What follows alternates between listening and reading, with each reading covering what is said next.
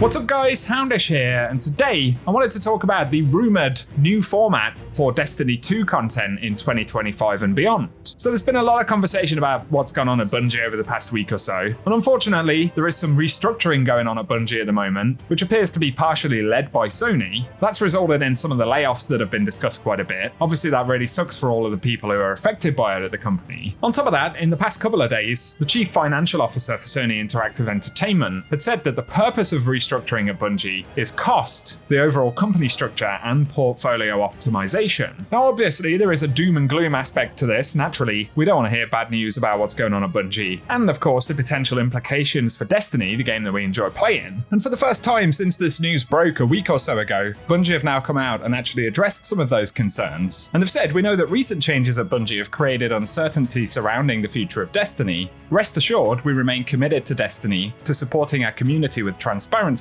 and to delivering regular updates about the game. And they add that we'll be talking with you all about the future of Destiny and plans for our next multi-year journey soon. Once we plan a flag for the date, we'll let you all know. Thank you for your patience, and we'll see you again. And so Bungie are, essentially, despite what has happened, they're maintaining the fact that they still have a multi-year plan for the game. And so it's good to hear that that is still the intention. Obviously, numerous things could happen between now and when that actually would take place. And they're referring to not only a single content drop like Frontiers, which they've spoken about, but they're referencing a longer-term plan for the game. And it would appear there is a connection between what Bungie is saying here and some of the rumors that have been reported about what the plans are for future content for Destiny. And I think it's certainly worth unpicking what's been reported about Bungie's plans or rumored plans for the future of Destiny 2 and what that content structure could actually look like, right? Because the important thing to remember, for the time being at least, is that while Bungie are working towards launching Marathon, obviously they've been through a series of struggles in the past few years, and the Bungie leadership are largely taking the blame for that. But Destiny 2 is also a massive pot of money for Bungie when they get it right. And I think in the short term, or maybe even the mid-term, Bungie certainly can't afford to lose a lot more revenue from Destiny,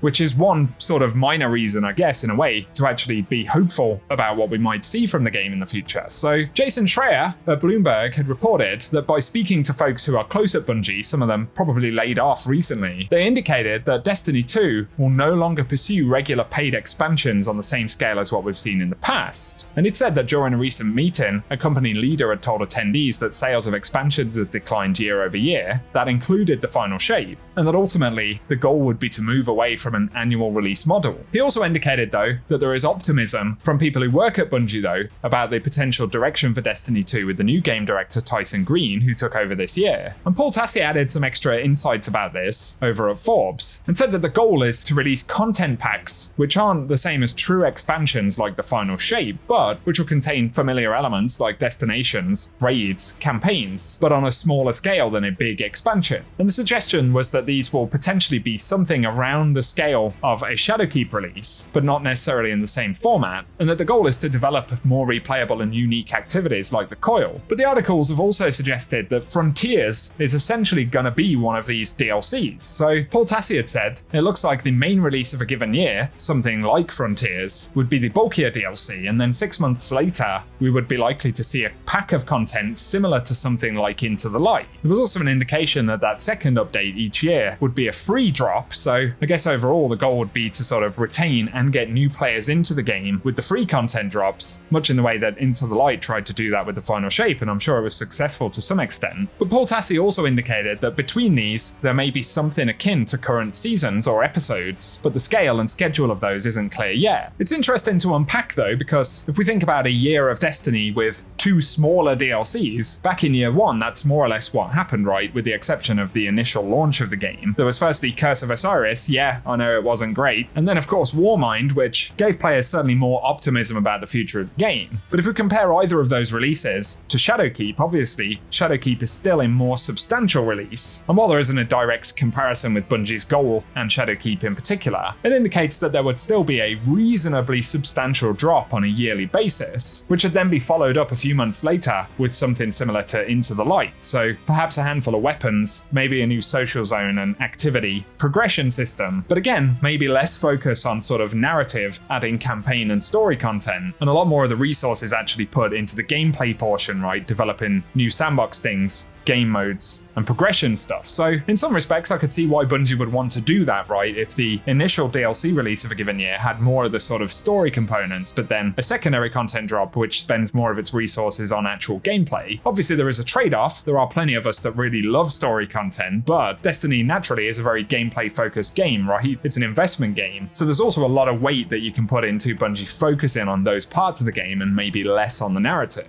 Obviously, we would ultimately want to see a pretty good balance between the two things. And by the sounds of it, while year one of Destiny 2 certainly isn't anything to scream and shout about, Bungie have made a lot of progress since then. If that was the baseline for the amount of content we might see, if that was Bungie's goal, I'd say that there are reasons to be sort of optimistic about that potentially being a decent model for Destiny. It isn't going to be the same as what we have now. I think that's plain to see. But overall, the quality of that content and whether players actually want to engage with it, if Bungie can put all of the right things in place, then Destiny will still be able to retain players, I would imagine, as long as the quality bar overall is decent. Now, the secondary component of this, which Paul Tassi indicated might be a thing, is that there may actually be something similar to a season drop which would come out in between the DLC drop and the free content pack, and then potentially another season type drop, at least in terms of scale and expectations very loosely, which would come out in the gap between the free content and the next DLC. If that were to be the case, again, if Bungie maintained some of the annual events and continue to improve them, it could potentially be a pretty sustainable way of keeping Destiny 2 relevant and ensuring that players have enough reasons to actually jump in and play the game. We should say at this point, this is why I've used the term rumors many times. These aren't necessarily rumors. It's hard to verify exactly where this info is coming from, of course, but for the moment, none of this is confirmed by Bungie. The only indication that we have that actually, yeah, this might be true is that Frontiers concept, which Bungie have already teased to us. So I think it's very likely that this is something that Bungie are seeing if they're going to be able to deliver. And on that basis, I actually still have some optimism for the future of the game, because quantity certainly is important, and seasons have demonstrated this, right? We've had seasons that,